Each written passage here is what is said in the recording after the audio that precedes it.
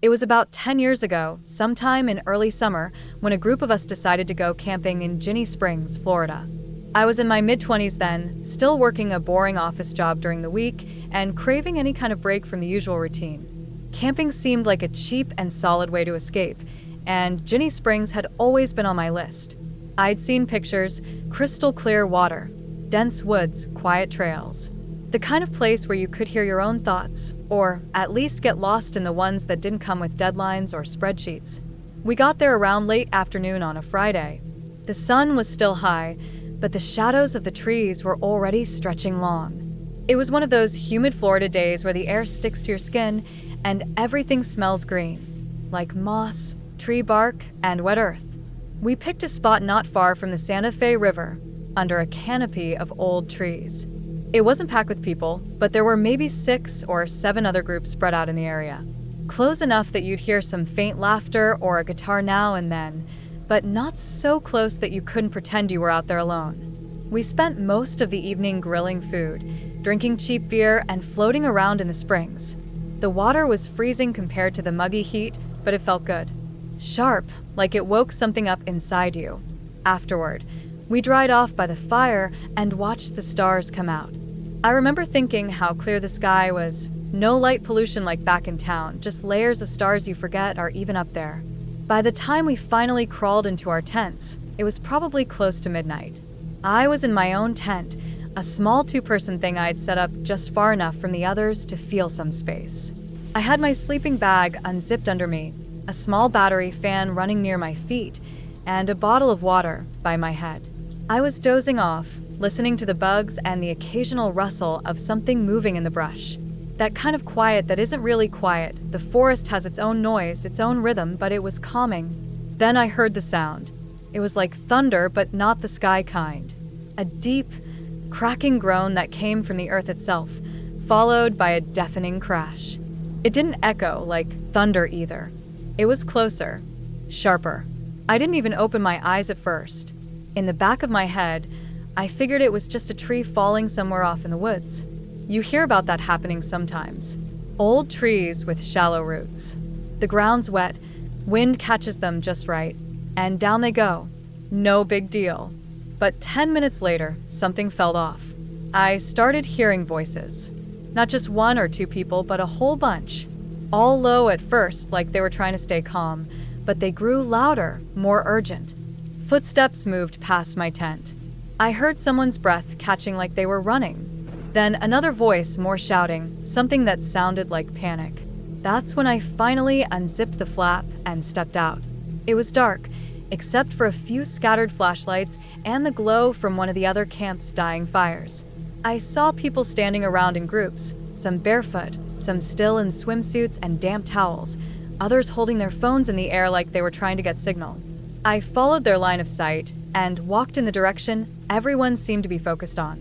There it was, a massive tree, oak or cypress, I couldn't tell, had come down right across one of the camp areas maybe 100 feet from where I'd been sleeping. The roots had ripped straight out of the ground, leaving a crater behind. The trunk was thick, wider than the hood of a truck, and the branches sprawled like broken limbs across a collapsed tent. The tent underneath was flattened completely. You couldn't even see the shape of it anymore. Just nylon crushed into the dirt under the weight of the tree. There were a few camping chairs scattered nearby, one of them smashed, another still upright, but tipped with someone's backpack half open beside it. A cooler had rolled into the brush. Someone had been there not long ago, maybe minutes before it happened. People were just standing there. Not screaming, not moving, just staring. A couple of them were on the phone, pacing in small circles. Someone else was throwing up behind a tree. I could hear a girl crying somewhere behind me. Then I heard someone say the word dead, and everything started to click. The tree hadn't just fallen. It had fallen on someone. I don't know how long it took for first responders to show up. Maybe 20 minutes. Could have been longer. Time feels strange in situations like that. I remember hearing sirens echo through the woods, faint at first, then louder. Flashing lights lit up the trees in pulses of red and blue. A couple of uniformed guys came jogging in with headlamps and equipment. They moved fast but quiet, no wasted energy. One of them crouched by the edge of the tree, radioed something in, then shook his head. They didn't look surprised, just tired. The other started pushing people back. Not in a rude way, just firm. They roped off the area and told everyone to stay in their own campsites. I went back to mine and sat by the fire pit, which had gone cold by then. I didn't sleep again that night.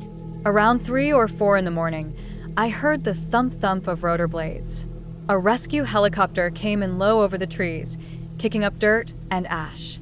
I could see its spotlight sweep across the woods like it was searching for something. They couldn't land near the site, so they had to drop a winch. It took a long time, hours, maybe, to get everything cleared. I saw them lift a stretcher up at one point, but it was covered completely. The next morning, the area was empty. Just a pile of broken branches and a section of the ground blocked off with yellow tape. Campers were quiet, loading their stuff into cars without saying much. No music, no laughter. Just engines starting and gravel crunching under tires. I stuck around a little longer, packed slowly, trying to make sense of it all. But I didn't go near that side of the camp again. Later, I heard someone say it was a couple who'd just arrived that evening. Young, probably in their early 30s. They'd set up their tent right under the tree, not knowing it was rotten at the base. You wouldn't have noticed unless you looked real close. Probably looked strong from the outside. One of them had died instantly. The other was pulled out, barely alive, but I don't know if they made it. The tree had come down in silence, no warning. No storm, no wind. Just bad luck. After that trip, I didn't go camping again for a long time. Not because I was scared of trees falling. It was something else. That reminder that no matter how careful you are, how peaceful a place might seem, things can still go terribly wrong. Nature doesn't care who you are or how many tents are set up nearby. It moves at its own pace. And sometimes it just takes. Even now, when I do go camping again, and I eventually did, I don't set up under trees anymore. Doesn't matter how strong they look. I give them space. I check the ground. I listen to my gut. Because I still remember that sound, clear as day. That cracking, groaning sound. And I know what came after it.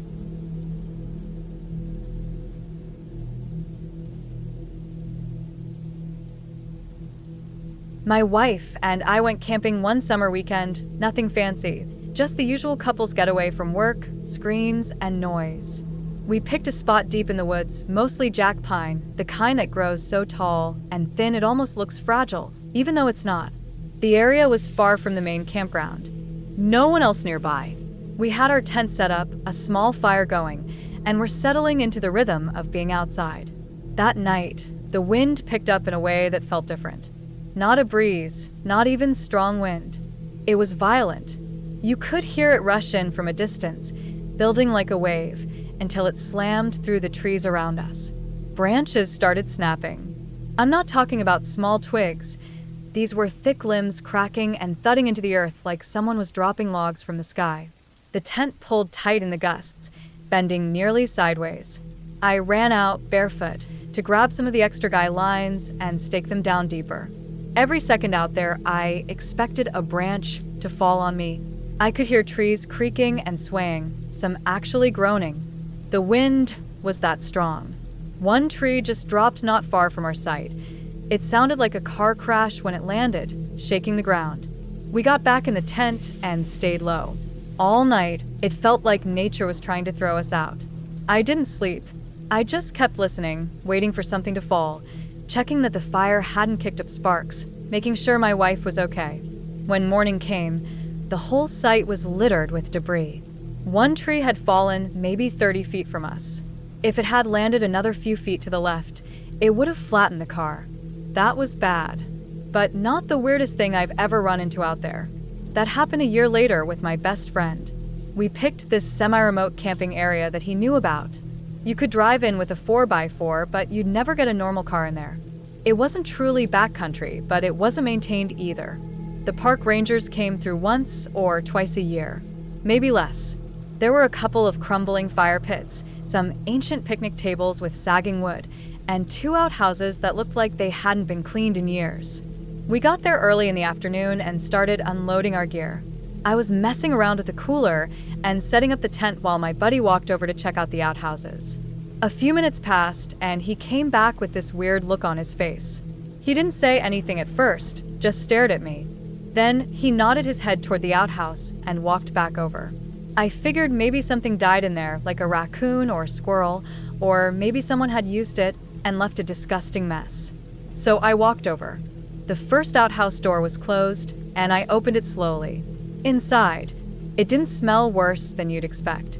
Nothing was obviously wrong until I noticed something against the back wall. 3 large backpacks. Big ones. The kind you'd use for serious hiking trips. Each one was jammed full. Not dirty, not thrown around, just sitting there, lined up neatly like someone had stored them on purpose. I stepped inside. The light was coming through the slits in the walls and roof, so I could see well enough. I unzipped the first pack, basic camping gear. Sleeping bag, some dry food, tarp, water filter. Nothing unusual. The second was the same. Quality gear, well organized, nothing personal like IDs or phones, just the kind of stuff a serious hiker would pack. The third bag, though, that one threw everything off. It was completely filled with Skittles. Not just a few bags. Dozens. Big bulk bags. Fun-size packs. Tropical, sour, regular, wild berry. Every kind of Skittles I've ever seen. Maybe even some I hadn't. The entire thing was just layer after layer of candy. We looked at each other and didn't say anything for a while. It wasn't funny, really. It felt off. There was something deeply weird about it. If you were hauling in gear like that, especially with how remote the area was, you'd expect someone to be nearby. But we didn't see anyone. Not the first night. Not the next 3 days. No cars came down the dirt road. No hikers. No signs that anyone had passed through recently.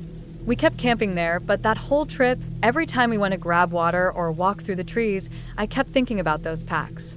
Were the owners nearby? Watching us? Hurt? Hiding? Why the candy? It made no sense. We didn't touch the bags again. Just left them as they were. On the last day, before we drove out, we made a note of the location, and when we got back to town, we called the conservation office and told them. I don't know what happened after that. They didn't call back. The whole thing stayed in my head for months. Then there was the time it almost got worse. Me and my dog, just the two of us, decided last minute to head out for an overnight trip. Nothing too far out, just a quiet spot I'd been to before. I parked on a logging road and hiked in maybe a mile or so. It wasn't a formal campground, just a clearing I knew about. I had a tarp instead of a tent, set it up between 2 trees, had a small fire going, and was letting the dog curl up beside me. He's a good dog, doesn't bark much, smart enough to stay close. The night was calm. I was just starting to doze off when I heard it. An engine, loud, rough, coming fast. Then voices. Shouting, laughing, real drunk. I could hear tires chewing up the dirt road. At first I figured they were just passing through. Then the sound stopped. A truck door slammed. Another. More yelling. I couldn't make out the words, but there was energy in it. That stupid, wild energy that drunk people get when they're out in the woods with no one to tell them no. Then came the gunshots. 1, 2, then a burst. Not hunting shots either. Just people shooting for fun. The kind of shooting where they're not thinking about what's beyond their target. I sat up real slow and kept the dog close.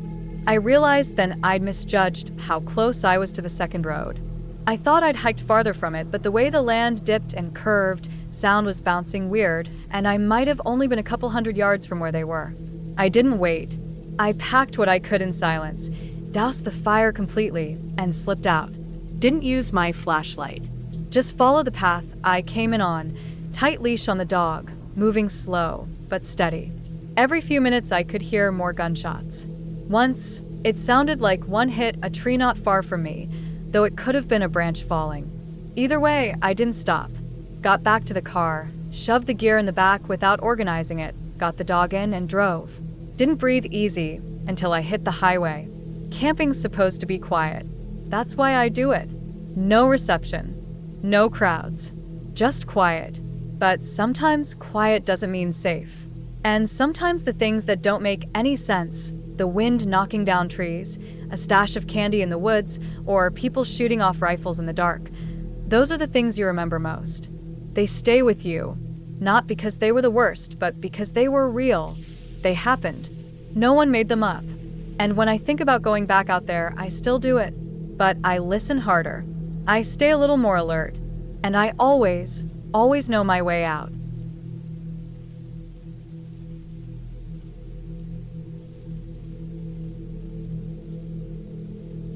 We went camping up in the mountains back when we were still in high school. It was early summer, not too hot during the day, but cool enough at night that you'd want a hoodie or a jacket. There were 5 of us, all teenagers, all excited to get away from school and parents and just be out in the wild for a couple days. We had packed too much food and not enough water, typical of how clueless we were, but we were too excited to care. The plan was simple: hike up into the woods where it was quiet, set up camp, and spend the night telling stories and eating junk around the fire.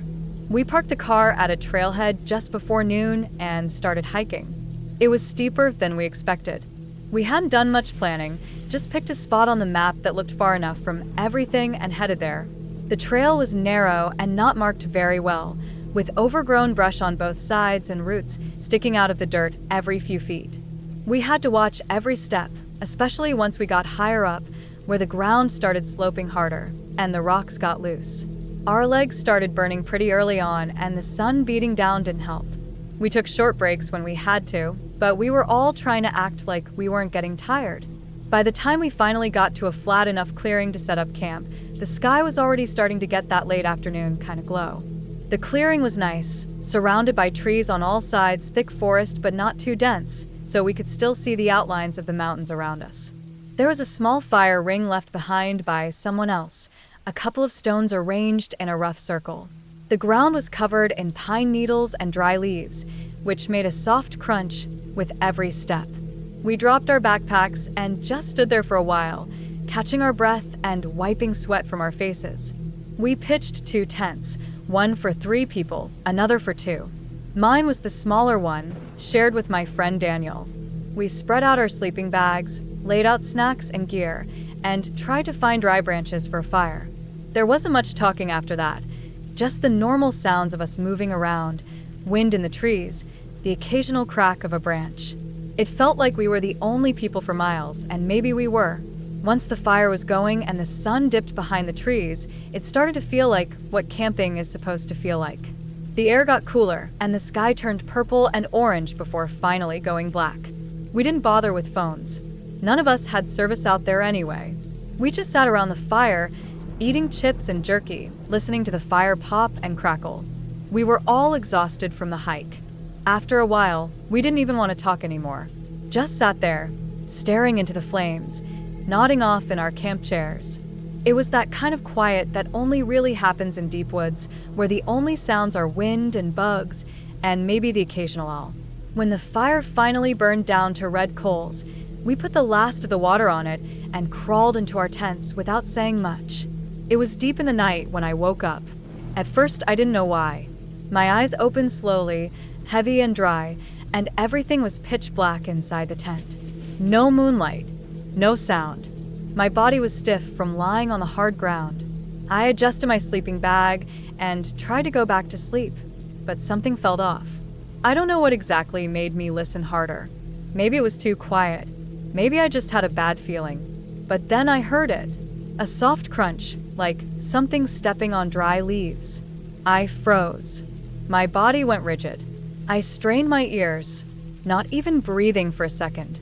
Another crunch, then another. It wasn't just one noise. It was several, and they were all around us. Not like something stumbling through, but more like something circling. Not fast, not clumsy. Slow. Deliberate. Like it was checking the camp out. I turned my head slightly toward Daniel, but he was still asleep, breathing slow and steady. I didn't want to say anything or move too much. I didn't know what was out there. It could have been a bear. Or worse, some person wandering through the woods in the middle of the night. That kind of fear, the kind where you don't know what you're afraid of yet, is the worst. It fills in the blanks with whatever your mind can come up with. I reached over quietly, trying not to make a sound, and grabbed my flashlight from beside my sleeping bag. The zipper on the tent felt way too loud as I pulled it down an inch at a time. I paused every few seconds, listening. The footsteps outside kept going. Still slow, still steady. They weren't stomping or crashing. They were almost gentle, but there were a lot of them. I kept thinking it sounded like something stalking, like whatever it was knew we were in there and was trying not to scare us off. I finally opened the zipper enough to poke my head out. The cold air hit my face instantly. It smelled like damp trees and dirt, that earthy forest smell that's stronger at night. Everything outside the tent was black. Total black. My heart was pounding so loud in my ears that I thought I'd miss whatever was making the noise. I clicked on my flashlight and swept the beam across the clearing. At first I didn't see anything. Just trees. Then I saw them. Eyes. Pairs of eyes reflecting the beam of my flashlight, glowing slightly, almost silvery. They weren't small. They weren't low to the ground like raccoons or coyotes.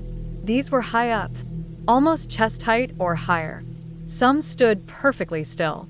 Others moved slightly, just shifting in place, stepping lightly. There had to be at least a dozen of them. I couldn't make out the bodies clearly, just vague shapes, legs and heads blending into the shadows. The eyes kept reflecting back at me, unblinking. For a second, I couldn't move. I couldn't breathe. My brain scrambled for an explanation. I didn't know what they were. It looked unnatural. The height, the number, the way they just stood there, surrounding the camp like a ring of sentinels. Then one of them stepped fully into the beam, and I saw it clearly. A deer. A full-grown doe, head raised, ears up, eyes locked on me. Behind her, another stepped forward, then another. It wasn't just one or two. It was a whole herd, maybe 15, maybe more. They weren't doing anything aggressive, just standing there, watching. It felt surreal. Not threatening, but not peaceful either. Just still, like we were visitors in their space, and they were just keeping an eye on us. I kept the flashlight on them for a minute, maybe longer. Slowly, a few of them turned and walked off into the woods. Not rushed, just quiet steps on the pine needles. The others followed. One by one, their eyes disappeared into the darkness, swallowed up by the trees. Within a couple minutes, the clearing was empty again. I zipped the tent back up and lay there for the rest of the night, barely sleeping. The sounds of the woods returned gradually. Wind through branches, distant bird calls, a squirrel or two rustling. Daniel didn't wake up once. In the morning, I got up early. The fire pit was cold and gray. I walked the edge of the camp and saw the tracks, dozens of them, pressed into the soft dirt and leaves. Hoof prints everywhere, some just a few feet from our tents. I didn't say anything to the others. No one else had woken up. I don't know if it would have sounded as strange to them as it felt to me. It was just a herd of deer. Nothing dangerous. Nothing scary in a logical way. But I still think about it sometimes, that silent ring of eyes watching us from the darkness. We hadn't heard them approach. We hadn't known they were there, just sleeping in the middle of the forest, surrounded. And we never knew it.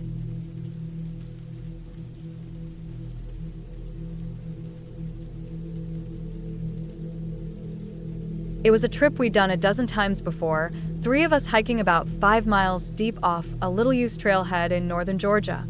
It wasn't a marked site, just a flat area tucked between a ridge and a slow-moving creek, surrounded by hardwood trees that creaked when the wind caught them just right. No cell service, no traffic sounds, just the woods and whatever lived in them. It was mid-fall, and normally the nights were cool, not cold. But that evening, something shifted. We knew it was going to be colder than usual from the feel of the air, but none of us were expecting the temperature to drop as far as it did. Around sundown, the wind started to pick up, and by the time the sun was fully down, it had to be in the low 30s. We kept the fire going strong, piling on thick logs we'd gathered earlier and sitting close, rotating every so often to warm our backs. We ate heavy, beans, sausage, some stale bread we'd packed in, and the warmth and the full stomachs pulled us into that slow, satisfied kind of sleepiness that only happens after a long day outside. By the time we crawled into our sleeping bags, the fire was still burning bright. I remember zipping up the tent flap and curling into the thickest part of my bag, feeling the heat still radiating from my skin. The ground was cold through the sleeping pad, but bearable. We had layered up, long sleeves, wool socks, beanies pulled low over our ears. We were prepared. I drifted off fast. I don't know what time it was when I woke up, but it was deep into the night. The kind of dark where your eyes don't adjust right away. The fire was low now, just glowing red embers and a bit of flickering light. It took me a second to realize what woke me up. Something had tapped my foot. Not hard, just enough to break me out of sleep. I blinked and saw my buddy standing outside the tent. He wasn't saying anything. He was just crouched slightly, his face pale in the faint light, one hand holding a stick that he had clearly just used to nudge me. He didn't speak, just slowly tilted his head toward the fire pit. I turned carefully, the nylon of the sleeping bag crinkling loud in the stillness. And then I saw them. 2 wild boars. Big ones. They were just inside the ring of firelight, circling the dying fire like they were trying to figure it out. One was darker, almost black, with thick shoulders and tusks that curved out wide from its snout. The other was brownish, smaller but still solid, stomping around the edge of our camp like it owned the place. They were kicking up dirt, snorting, pacing. Every once in a while, one would stop and stare at the coals. Then they'd both shift again, nose the ground, dig at something invisible. I felt my mouth go dry instantly. You hear about boars when you camp in the South. People always say the same things: mean as hell, tough hides, angry for no reason, and not afraid of humans. A lot of them are descendants of escaped farm pigs crossed with wild Russian stock, and they don't mess around. If they think you're a threat or they're just in a mood, they'll charge. And 150 pounds of muscle and tusks can open you up fast. I didn't move. Neither of us did. Our third friend, Ryan, was dead asleep still, and we didn't dare wake him. He was in the tent next to us, zipped up, probably snoring into his hoodie. The axe, our only real weapon, was outside, leaning against the tree by the firewood pile, maybe 15 feet from where I lay. No way we could get to it without being seen or making noise. And even if we could, what the hell were we going to do with one axe against 2 angry boars? One of us swings, the other gets gored. That's how it would go. So we stayed put. I lay flat, heart pounding, trying to keep my breathing shallow and silent. My body was tense and cold all over again. The cold air crept into the tent, the warmth from earlier gone like it had never existed. I pulled the sleeping bag tighter around me and watched, barely blinking, as the 2 animals continued their slow, agitated patrol of the fire pit. One of them stepped closer to our food bag, which we had hung from a tree about 6 feet up. It sniffed, circled the base, then wandered away again, kicking up more leaves as it went. I could hear its breath, short bursts like a piston. The other one rubbed its side against a log and let out a grunt, so deep I felt it in my chest. Time stretched. 10 minutes felt like an hour. I don't know how long they were actually there, but it had to be at least 40 minutes. Maybe more. Long enough for the fire to fade to barely anything. Just red ashes with no shape anymore, only a faint orange glow that made the shadows stretch long and weird across the clearing. At one point, the black one came so close to my tent that I could hear its hooves crunching the dry leaves inches from my head. I could smell it, too, wet fur, mud, something musky and sharp. I didn't dare breathe. My friend didn't move either. I saw his silhouette still crouched just outside the flap, barely visible through the mesh. Finally, when the fire had just about gone out and the cold took over everything, they started to drift off. The brown one first, stomping slowly toward the woods with its snout swinging side to side like it was still half distracted.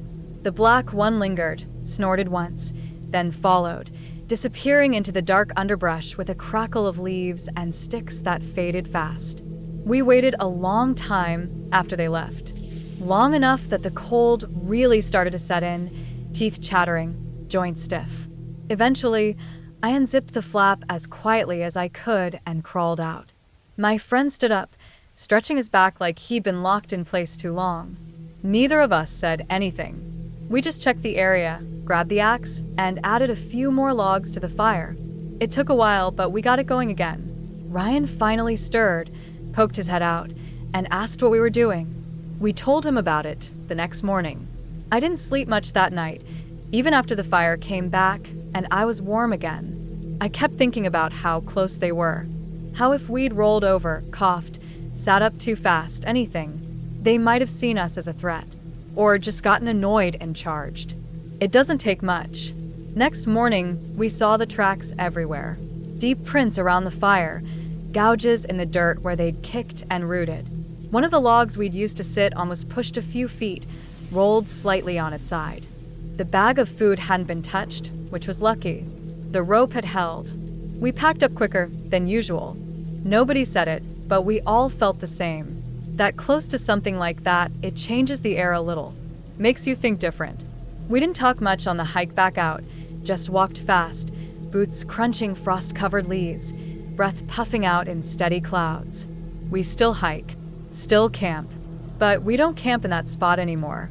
And we never go out without a better plan for what to do if something bigger than a squirrel comes sniffing around at night. And now, every time the fire gets low and the woods get quiet, I think about those boars. Their breath, their weight in the dark, the cold, the way we just lay there, still and silent, knowing we were one bad move away from something a whole lot worse.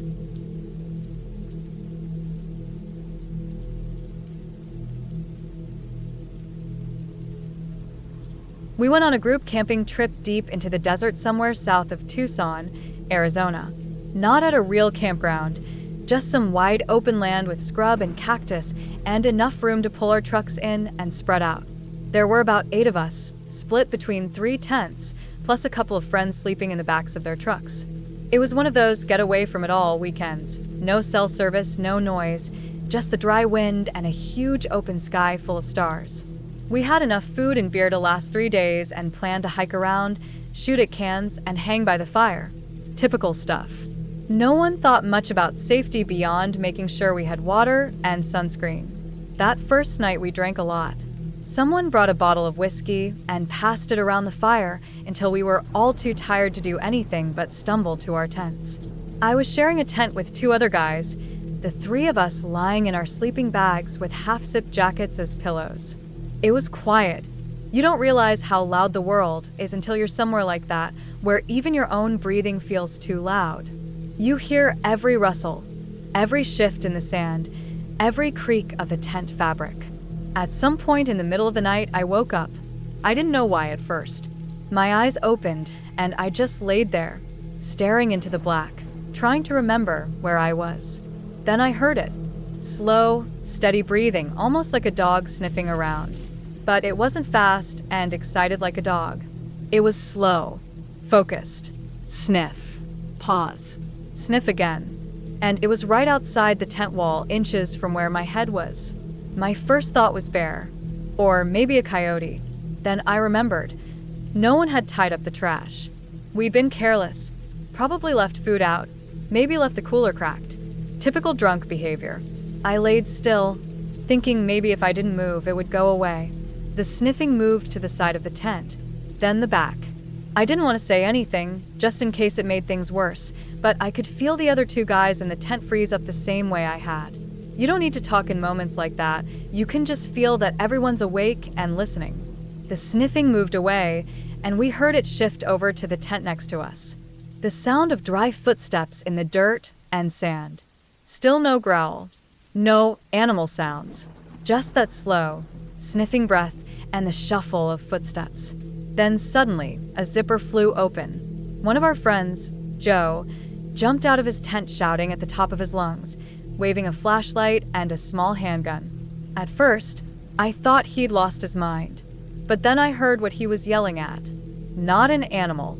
A man. Some guy was crouched near our food, head down, shoulders bunched like he was about to bolt.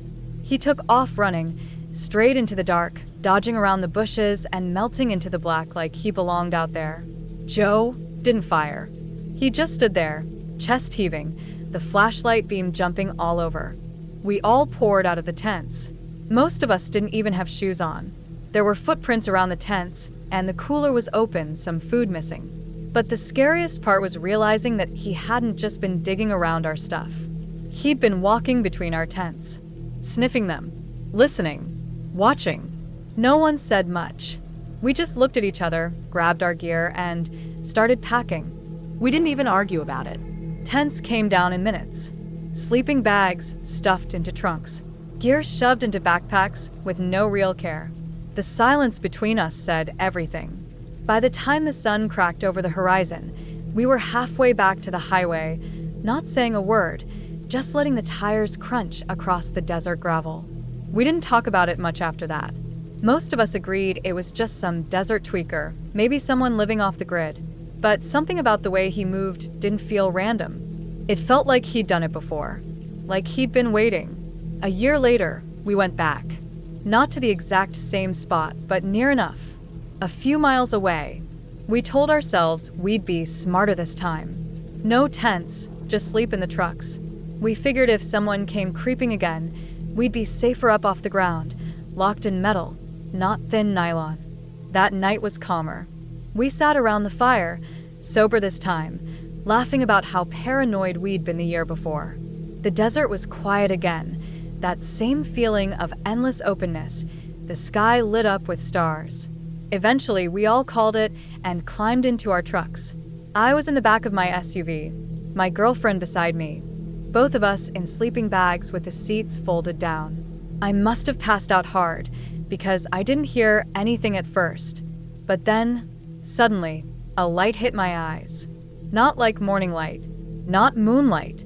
A direct, focused beam of white light, steady and bright. I didn't move, not a twitch. I just laid there, eyes half closed, pretending to still be asleep. My heart started pounding so hard I could feel it in my throat. I didn't know who it was, but I knew it wasn't one of us.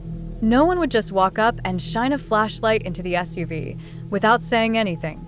The light stayed on my face for maybe 10 seconds, then slowly moved across the glass, lighting up my girlfriend's face too.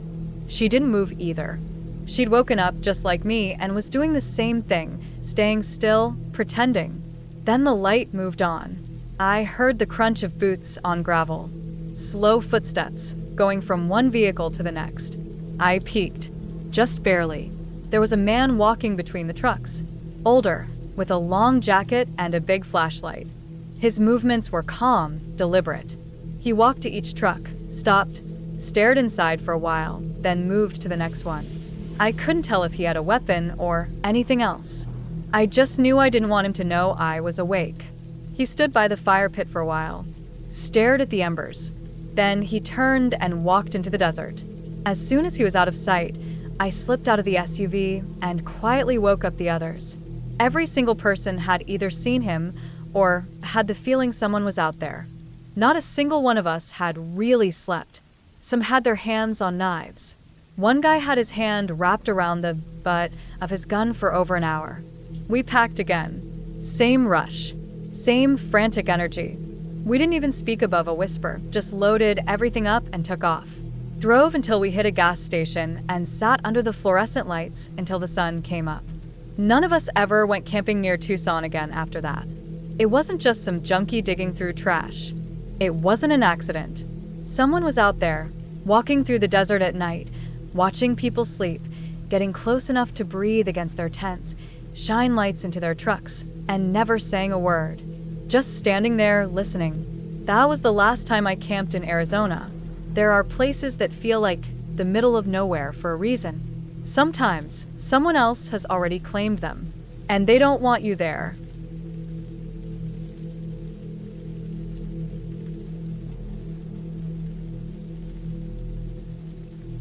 I was a few days into a solo camping trip when it happened.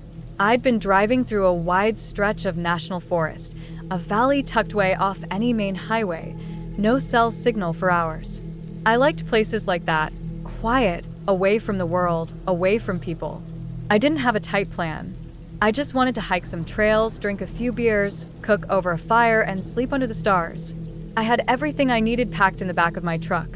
Food, water, gear, a tent I didn't even use half the time. Just freedom. One evening, I lost track of time on a trail. The sun was already slipping behind the ridge when I finally made it back to the dirt road where I'd parked. There was a guy standing nearby, just off the road, looking like he was either headed into the woods or waiting for someone. I slowed down a little, kept my hand near the handle of my bear spray, clipped to my waist. He gave off a weird vibe, but then again, everyone looks a little strange in the last hour of daylight when you've been alone all day. He smiled, though, said he was local and knew a spot to camp nearby, hidden but easy to reach. Something in his voice seemed calm, like someone who knew the woods. I wouldn't say I trusted him completely, but I didn't feel threatened either. I followed him for maybe a couple hundred yards. Sure enough, there was a little pull-off near the riverbank, surrounded by brush, invisible from the road unless you knew exactly where to look. It was flat and soft, perfect for a fire. I thanked him and he nodded and walked off, disappeared into the trees like he knew them better than people. I didn't think much of it. Locals know things. I set up a little fire, cracked a beer, and sat on a folding camp chair listening to an old comedy podcast my friend recorded. I was laughing out loud, feeling good, probably louder than I should have been, but it felt right. I was tucked in, off the road, and it was just me, the fire, and the dark. I didn't feel like putting up the tent. I was tired. The sky was already full of stars. So I crawled into the back of my truck under the topper, laid down next to my cooler and backpack, used my sleeping bag like a blanket, and passed out fast. I was glad I stayed in the truck that night. It felt a little more solid than canvas. Just a gut feeling, not fear, but something like it. I woke up early the next morning, just after the sun started lighting up the valley. The trees were wet with dew. The river was louder than I remembered. I got up, stretched, and started a new fire with the last of my dry kindling. Cracked a cold beer and started prepping some breakfast. Nothing fancy, just bacon, eggs, and coffee from my camp stove. That smell, that sound, grease popping, birds chirping, everything felt perfect. I don't know how long he was standing there before I noticed. He was just there at the edge of my camp, maybe 30 feet away, half behind some brush. He wasn't looking at me, just kind of drifting sideways, eyes down, moving around the edge of the firelight even though it was broad daylight. He looked rough. Long, tangled beard, dirty clothes layered on top of each other. Dozens of plastic grocery bags were tied to his arms, chest, and legs, dangling like streamers. They crinkled and rustled when he shifted. His skin was weathered, sunburnt, raw. He looked like he hadn't spoken to anyone in months. I stood up slowly. My heart started hammering in my chest. I said something simple like how beautiful the day was, trying to make it normal. He didn't react, didn't nod, didn't look up, just kept sort of pacing, never crossing an invisible line he seemed to know was mine. I asked if he was hungry. I offered breakfast. Still nothing. He moved a little to the left, dragging his feet. I saw he wasn't even wearing proper shoes, just old sandals with socks, one of them wrapped in duct tape. He wasn't interested in talking, that was clear. He never once looked me in the eyes. Just walked in wide circles near the brush, hands twitching sometimes, head bobbing slightly, like he was listening to something I couldn't hear. I tried again, asked if he wanted a beer, held it up like a peace offering. He paused for a moment, then turned around slowly, not toward me, just rotated like a puppet, and wandered a few steps away. I felt it in my gut again. That same feeling from the night before. But now it had a shape. This wasn't going to end well. This wasn't some lost hiker or confused camper. This guy had a reason for being there, and it wasn't a good one. My mind started racing. Had he watched me the night before? Had he heard me laughing by the fire? Watched me crawl into the truck? Maybe waited all night nearby? The idea that I might have been under surveillance while I slept made my skin crawl. I didn't see a pack, a tent, or any gear on him. Just bags and layers, and a disturbing silence. I casually reached behind me and slid my bear spray off the tailgate where I'd left it. My buck knife was already on my belt, but the bear spray felt safer for now. I was done being polite. I took a couple slow steps toward him, never taking my eyes off his back. I didn't want to use the spray if I didn't have to. I didn't want to make this worse. But I needed him gone. I raised my voice. I told him this was my camp and he needed to leave right now. He didn't turn around. I gave him one last warning. Still nothing. That's when I lifted the bear spray and popped the safety. The click must have meant something to him. His head twitched slightly, then his whole posture changed. Not like he was scared, just like he knew the game was over. He slowly walked off, never turning to face me, weaving through the brush like it was routine. In less than a minute, he was out of sight, gone like smoke. I waited, listened for branches, for breathing, for movement. Nothing. Just birds. I stayed still for a few minutes, then moved quickly. Threw my gear into the back of the truck without folding anything, dumped the coffee on the fire, kicked dirt over it, slammed the tailgate, and drove. I didn't stop for miles. Not until I hit pavement. That whole day, I kept checking my mirrors. Every time I stopped to pee or refuel, I looked into the trees. I couldn't shake the feeling that he was still watching me from somewhere, that he had places like that all over the forest, like little blind spots only he knew. I never reported it. What would I even say? He didn't threaten me. He didn't touch me. But he invaded something. That sense of safety I used to feel when I went off-grid, the idea that nature was neutral and the woods didn't care about me one way or another, that feeling was gone. Now, when I camp, I stay visible. I don't hide my sight. I keep my doors locked at night, even out in the wild. And I always listen to that gut feeling. Because I know now, sometimes the quietest people, the ones who don't speak or look you in the eye, those are the ones who've been living out there a long time. And not always for good reasons.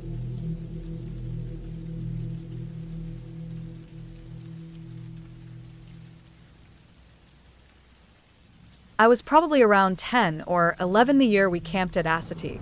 We went camping every summer, always the same rotation, Virginia Beach, sometimes Westmoreland, and when my mom felt adventurous, Assateague Island. If you've never been, Assateague is beautiful in a raw, untamed way. The Atlantic crashes hard on the sand, and the breeze smells like salt and seaweed. The island is famous for its wild ponies, and while that sounds like a fairy tale, in real life they're dirty, half-feral, and not particularly afraid of humans. It's not a petting zoo situation. The park signs tell you to stay away from them, keep your food sealed, and never, ever try to feed one. We listened to those warnings, but that didn't mean they left us alone. We had driven up early in the day, arrived just after noon. My dad picked a spot with a little shade and not too far from the beach path. That year we had 2 tents, one bigger one that my parents slept in and a smaller dome tent that I shared with my little brother. But for some reason that night, we ended up switching it around. My mom had been nervous about storms or wind or something. I can't remember exactly, and she wanted to be closer to us. So she and I took the smaller tent near the edge of the site, and my dad and brother stayed in the bigger one closer to the fire pit. By the time the sun set, we'd done all the usual camping stuff. Hot dogs on sticks, toasted marshmallows, the smell of smoke clinging to our hoodies. I remember walking barefoot back from the beach just after dusk, my feet wet and gritty, the last bit of pink draining from the sky. There were few other families camped nearby, but everyone seemed to retreat into their tents early. The sound of the waves kept going though, steady and loud, and the wind picked up as the night deepened. It always did that on the island. Warm in the day, cold by midnight. My mom and I climbed into our sleeping bags sometime around 9:30. I couldn't sleep right away. I remember the rustling of the tent walls, the snap of the nylon as the breeze shifted directions. The ground was uneven under the foam that we laid down, and sand kept finding its way inside the tent. I must have dozed off eventually, but not for long. Sometime in the middle of the night, I woke up. It was dead quiet inside, but the wind outside was stronger now, and the waves sounded closer than they really were. What woke me wasn't noise, though. It was movement. Not a loud one, just a kind of stillness breaking. My mom was sitting upright in her sleeping bag, not moving, not even breathing heavy, just sitting straight up and staring toward the front of the tent. It was strange because she didn't say anything. Not "Are you awake?" or "Did you hear that?" or anything like that. I blinked a few times, trying to adjust my eyes to the dark, and followed her gaze. Our tent didn't have a solid front wall. It was mesh up top like a window, and we'd left the rain fly half off because it wasn't supposed to rain that night. That meant the moonlight was strong inside, silver and pale, just enough to cast clear shapes. Standing right outside the tent, maybe 2 feet away, was what looked like an old woman. At least that's what my brain thought first. Her outline was strange, hunched a bit, with long wiry hair that caught the moonlight and seemed to float a little in the wind. Her neck was long, too long, and her head tilted in a way that didn't feel right. Not up and down like someone looking in with curiosity, but off to the side, like she was studying something inside. Her whole body was still, and she wasn't breathing heavy or swaying or moving her arms. She just stood there. I remember my chest going tight, like I couldn't get enough air in. I didn't speak right away, just stared at her shape. The hair really got me. It looked stringy, wild, like it hadn't been washed in weeks. And the shoulders were narrow, but powerful looking in a strange way, and the head just hung there, slightly turned. Eventually, my fear broke through the silence, and I whispered something. Not a yell, just a low, scared question that came out shaky. The second I made a sound, the figure jolted back, spun around, and disappeared into the dark. It didn't move like an old woman. It didn't hobble or shuffle or anything like that. It moved quick on 4 legs. That's when it clicked. The wiry hair wasn't hair. It was a mane. The too long neck, the strange stillness, the heavy breath I hadn't noticed until it was gone. It had all been one of the wild ponies. A big one, by the sound of it when it took off. My mom didn't say anything for a second. Then I heard her breathe out hard, like she'd been holding it in. We unzipped the tent and looked around with our flashlight, shining it toward the trail behind us. Hoof prints in the sand. A few tufts of grass trampled flat. We hadn't realized it when we set up earlier, but we had pitched our tent directly on one of their usual paths, the one they used to get to the beach at night. The island's wild ponies are known for making their rounds after dark, heading down to the shore to drink or just roam. We'd unknowingly blocked the route with our tent, and that horse had probably been confused, maybe even annoyed, trying to figure out what was in its way. I didn't sleep much after that. Neither did my mom. The wind kept flapping the sides of the tent, and every little noise made my skin crawl. Not because I thought something was going to happen, but because I didn't know how many more ponies would be wandering through in the dark. The idea of waking up with one leaning over me again wasn't something I wanted to repeat.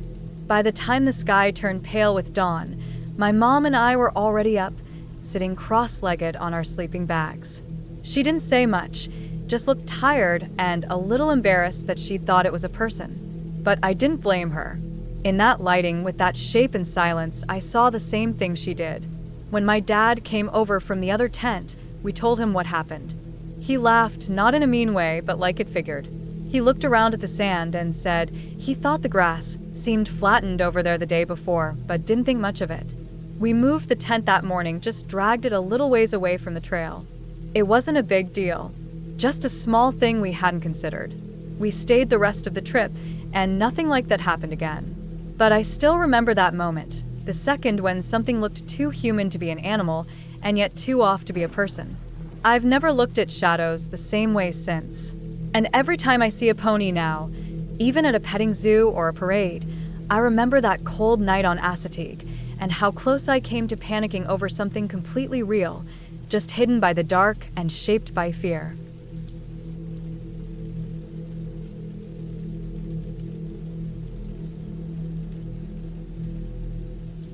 When I was around 14 or 15, my family used to go camping a lot, mostly in the same state park every summer.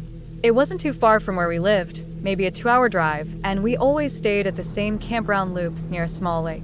The area was surrounded by thick woods, and there were a bunch of hiking trails weaving through them. I don't remember the name of the park anymore, but I can still picture it clearly.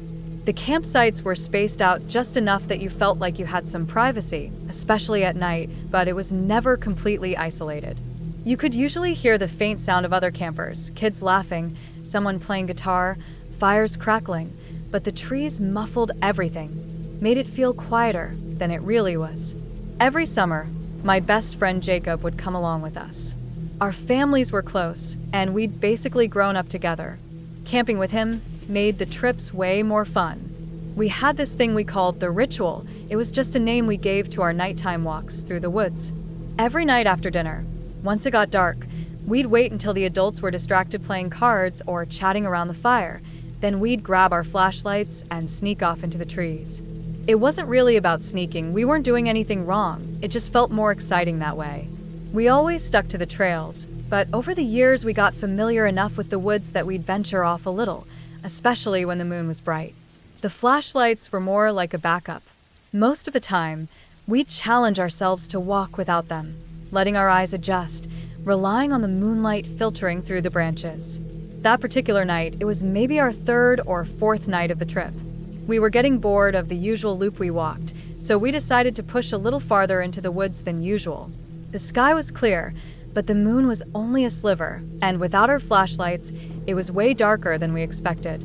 We thought it'd be fun to see how far we could go without turning them on. We had this kind of unspoken rule: no light unless absolutely necessary. We moved slowly, feeling with our feet, letting our hands brush against the trees or shrubs if we needed balance.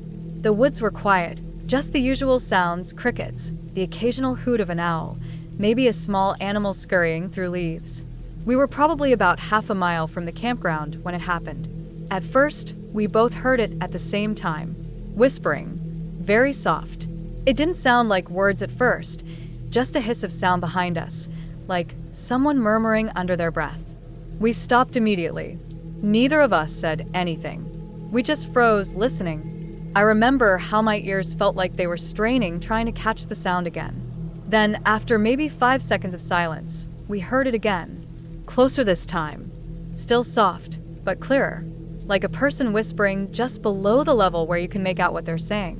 That was enough to break our no flashlight rule. We both clicked ours on instantly and spun around. The beam of light lit up the trail behind us, the trees, the brush, but there was nothing.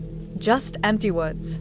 We stood there a while, turning slowly, shining the light in every direction. I remember my chest felt tight, like I was holding my breath, even though I wasn't.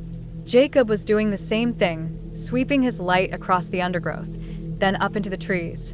But there was nothing. Eventually, we told ourselves it must have been the wind, or maybe our own footsteps echoing weird. We kept walking, but we didn't turn the flashlights off again.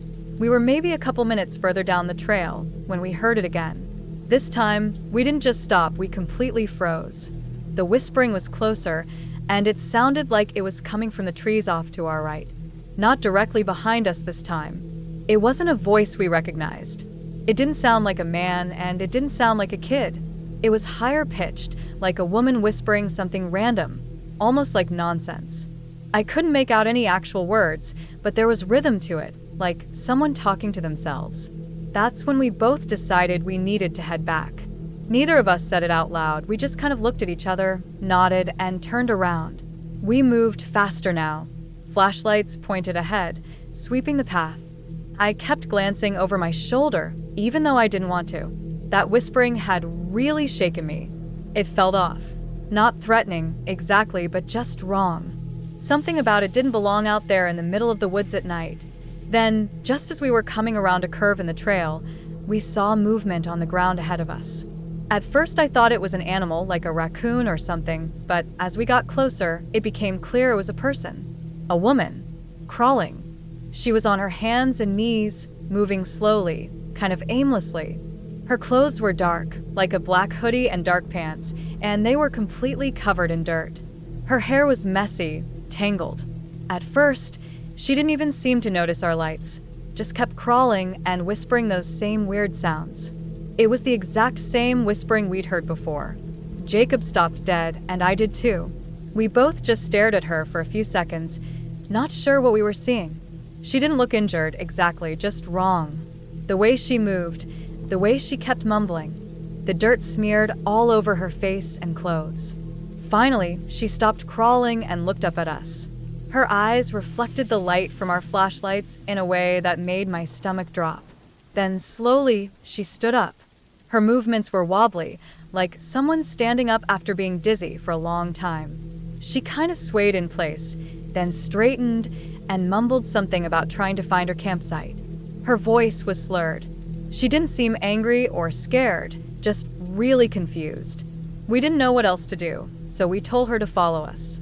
We didn't ask questions. We didn't talk. We just started walking, and she followed behind us, muttering the whole time. I kept checking over my shoulder to make sure she was still there. She was walking now, slowly, arms kind of limp at her sides, her head down. I could hear twigs snapping under her feet. At one point, she stumbled and dropped to her knees again, then got back up and kept going. It took us maybe 10 minutes to get back to the edge of the campground.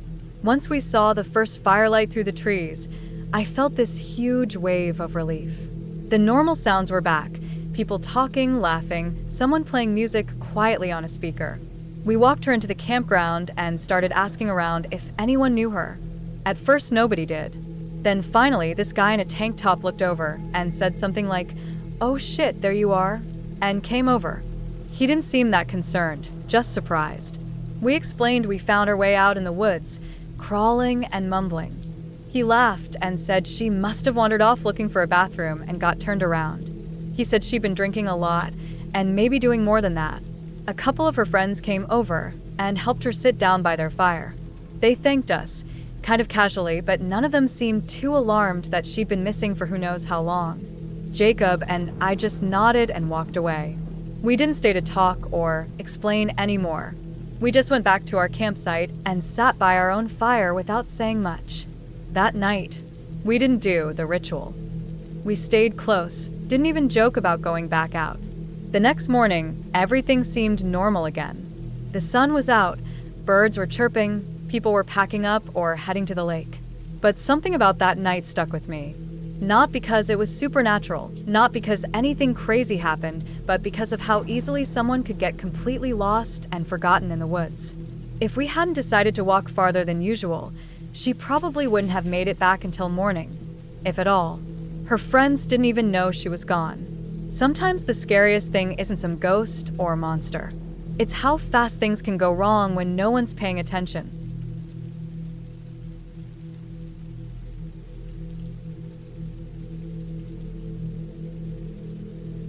I live in a small rural town in a valley, surrounded on all sides by thick forests and mountains that seem to breathe with the seasons.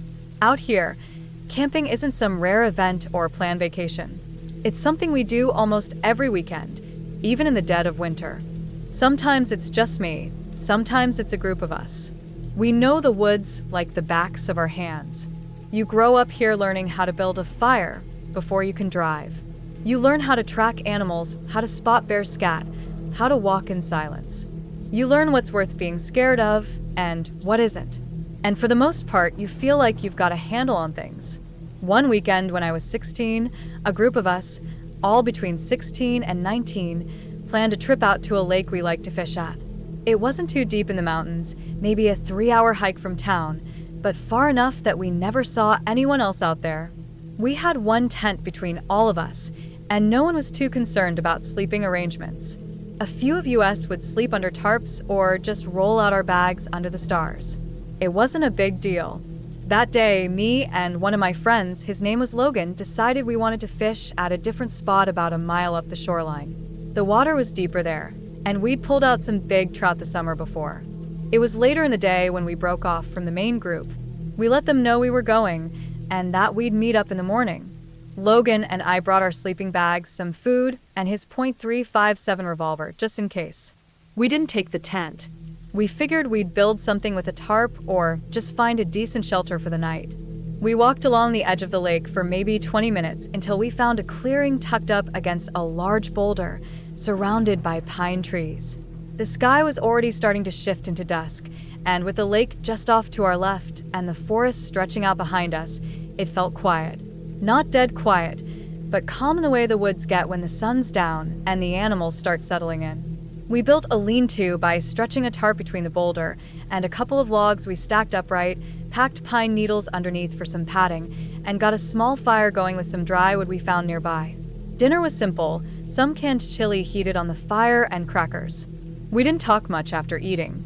Just sat near the fire and listened to the occasional pop of wood and the wind moving through the trees. The moon that night was full and bright enough to cast shadows across the clearing. I remember looking up and seeing how clearly it lit everything around us, like a flashlight aimed from above. Eventually, Logan rolled up in his sleeping bag and passed out not long after. I wasn't tired, though. Maybe it was the cold creeping in or just the open sky above, but something about the night felt off. Not in any huge, obvious way, just unsettled. I couldn't pin it down. I'd been in the woods alone dozens of times and had even spent a couple nights solo while working on my wilderness survival badge, but this felt different. I kept poking at the fire to keep it going, feeding in small logs every so often. I'd glance at Logan to make sure he was still asleep, then look out into the trees. That was when the feeling started creeping in, the feeling that I was being watched. It wasn't just paranoia. I know what that feels like. This was sharper, focused. Like someone was staring right at me and wasn't trying to hide it. I figured it might be a mountain lion. I've dealt with them before, seen them on trails, even had one follow me at a distance once while I was hiking alone. They're curious and they'll watch, but they usually don't mess with people. Still, it's never a bad idea to keep the fire going and look big.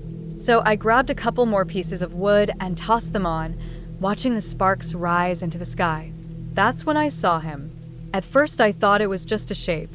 My eyes were bouncing around the trees at the edge of the clearing, and then I locked onto something that didn't move like the rest of the forest. About 80 yards away, just between two pines, there was a man, standing completely still. His shoulders were square to me, his feet apart like he'd just stopped walking. I couldn't see his face, but I knew he was looking at me. He didn't move. He didn't raise a hand or call out or shift his weight. Just stood there under the full moon with the light catching on his shoulders. I froze. I didn't know what to do. I didn't wake Logan. I didn't call out. I didn't even breathe for a second. My heart started pounding in my chest, and my skin felt tight like it was pulling away from my bones. Every hair on my neck stood up. He stood there for maybe a full minute, maybe two. I didn't take my eyes off him.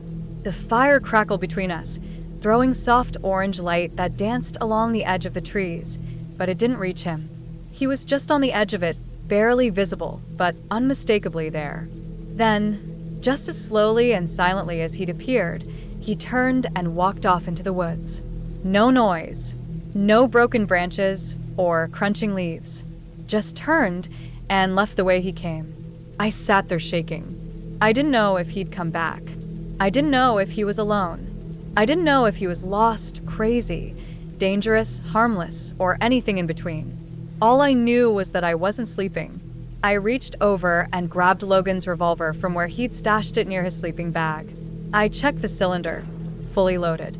I held onto it and sat by the fire the rest of the night, eyes darting between the trees, ears straining to hear anything that didn't belong. Logan didn't wake up once. He slept like nothing happened. I kept the fire going all night, feeding it with anything dry I could find nearby. Branches, twigs, even parts of the old logs we used for the lean-to. I didn't close my eyes. I didn't move more than a few feet from the flames. Every time the wind shifted or a twig snapped in the woods, I gripped the revolver tighter.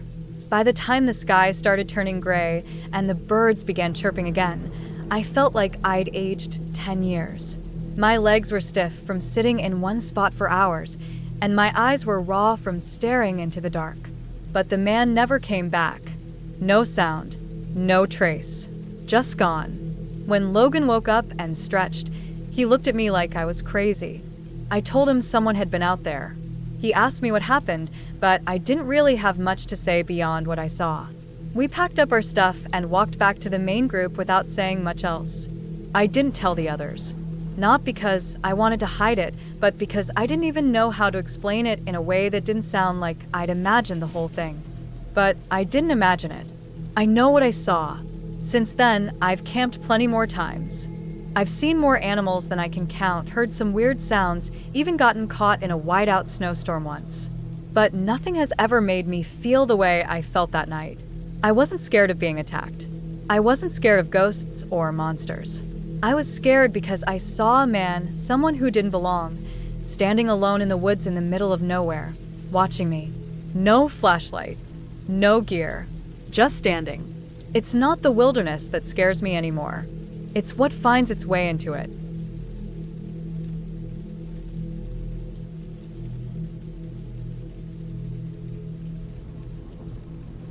I was around 13 when I did the Wilderness Survival Merit Badge with my Boy Scout troop. It was during our big week-long summer camp trip out in the middle of nowhere. I think we were somewhere deep in the northern woods, maybe Wisconsin or Michigan. I don't remember exactly now, but I do remember how thick the forest was and how far the trees stretched out in every direction. You could walk for 5 minutes in any direction and already feel like you were completely alone. It was beautiful in its own way, but it also made everything feel heavier, quieter, like the woods swallowed sound in a way you don't get in regular places. The whole week had been leading up to this one night, the night we had to sleep in our own shelters, away from the main camp. That was part of the merit badge. You build your own shelter out of whatever you could find, sticks, pine boughs, rocks if you needed to hold stuff in place, and you sleep in it a couple of miles from camp. No tents, no flashlights unless it was an emergency, no adult supervision unless something went wrong. Just 8 boys, scattered over a small patch of forest, each one on his own or in pairs, with a pocket knife, a sleeping bag, and a fire if we managed to get one going. I was nervous about it from the start. Not because I didn't think I could handle it physically. I'd done hikes before, I'd slept outside, I could start a fire, but because being alone in the dark, in the woods, is just something that always got to me. I get in my head too much. I start imagining stuff. Every creak of a tree sounds like footsteps. Every gust of wind makes me think someone's coming. I tried to play it cool around the others, but my stomach was tight all day leading up to it. I kept thinking maybe the leaders would call it off or something, but of course they didn't. This was the big rite of passage for that badge. We hiked out after dinner, just before sunset. The adult leader pointed out an area maybe 2.5 miles from the main camp and said we had until dark to get our shelters done. It was a big enough space that we weren't on top of each other, but we weren't completely isolated either. You could see someone else's shelter through the trees if you looked hard enough. Some guys partnered up, others, like me, tried to go it alone. I picked a spot under a big fallen tree, where the roots had pulled up a kind of natural wall. I stacked branches between the exposed roots and a big rock, threw pine needles and leaves on top, and laid out my sleeping bag inside. It wasn't cozy or warm or anything, but it was better than nothing. I had a small fire going, just enough to stay warm and keep my mind occupied, and I sat there poking at the coals with a stick while the sky went from purple to black. When it got late enough, I laid down in my bag, pulled the top up to my chin, and stared out the little opening of my shelter. I could still see the faint orange flicker of a couple fires through the trees. One of the boys, I think his name was Luke, was close enough that I could hear him rustling around now and then. His shelter was maybe 50 yards off, through a cluster of trees. Close enough that I felt a little better about being out there alone. I don't know when I fell asleep. It was a restless kind of sleep, where you're half awake the whole time. I doze off for a few minutes, wake up at the sound of a twig snapping, then drift off again. The forest is loud at night, and everything sounds worse when you're already on edge. I kept thinking about raccoons or coyotes or worse, even though I knew in my head that the odds of anything really dangerous happening were low. But logic doesn't mean much when you're laying alone in the woods, with just a thin wall of branches around you. It must have been sometime past midnight when I woke up again, but this time it wasn't because of a noise from the woods. It was a voice, loud enough to snap me fully awake, and close enough that it felt like it was right there. No, please. Get away. Stop. Don't. It was Luke. I recognized his voice instantly. The words were desperate, panicked, like he was being attacked. Not just yelling, but pleading. Begging. I froze. My heart started pounding in my chest, so hard I could hear the blood rushing in my ears. I thought I had imagined it at first, that maybe it was some part of a dream still fading away. But it had been so clear, so sharp. I sat up in my sleeping bag and whispered loudly in the direction of his shelter. "Hey," I said. Nothing. Not a sound. Everything went silent again. I waited. 5 seconds. 10 seconds. Nothing moved. The wind wasn't even blowing. No rustling in the trees, no birds, no bugs. Just that thick, smothering silence. I was too scared to get out of my shelter. I just sat there, still as I could, straining my ears. I kept waiting to hear something else, footsteps, crying, anything. But there was nothing. No one else stirred. None of the other boys called out. No one asked if they'd heard it too. It was like the whole world had just gone back to sleep, like nothing had happened. I stayed awake for what felt like forever after that. I think I clutched my knife in my hand under the sleeping bag, even though I knew it wouldn't do much if anything was really out there. I kept looking in the direction of Luke's shelter, hoping to see him move or hear him cough or something. But I didn't. I started doubting myself, wondering if maybe I had imagined it. Maybe I'd been dreaming, or maybe it was something less terrifying, a nightmare, a sleep-talking episode. That was probably the most likely answer. But in that moment, that cold, heavy moment after his voice cut through the night, it felt real. It felt terrifyingly real. I must have nodded off again, because the next thing I remember is the early gray light of morning creeping through the trees. I didn't feel rested at all. My body ached from sleeping on the cold ground, and my mouth felt dry and sticky. But as soon as I could see clearly, I got up and walked over to Luke's shelter. He was still in there, wrapped in his sleeping bag, fast asleep. Or at least pretending to be. I didn't want to wake him. I just stood there for a minute, staring, trying to figure out if there was any sign of something being wrong. But there wasn't. Nothing was disturbed. Nothing looked off. He looked fine. Peaceful even. When we all hiked back to camp later that morning, nobody said anything about it. I wanted to bring it up, but I didn't know how. I didn't want to sound crazy. It felt like one of those things where if I mentioned it, it would become real again. So I didn't. Later that day, I asked around casually if anyone heard anything weird the night before. Everyone said no. A couple of the guys said they slept like rocks. One even said it was the best night of sleep he'd gotten all week.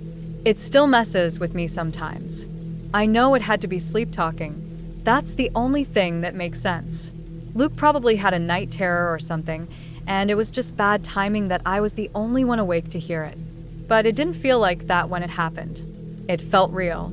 I remember the way his voice cracked when he said, "Please." I remember how sudden the silence was after.